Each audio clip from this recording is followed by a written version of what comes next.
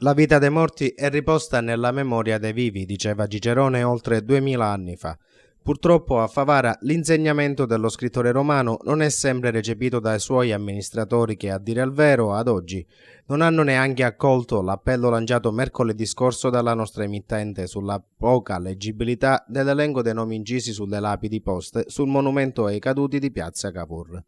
Il problema, non nuovo per la città di Favara, si ripresenta puntuale ogni anno e altrettanto puntuali sono state le segnalazioni dei cittadini, prime fra tutte quelle del professor Dino Varisano che dai nostri microfoni era intervenuto più volte per sollevare la questione.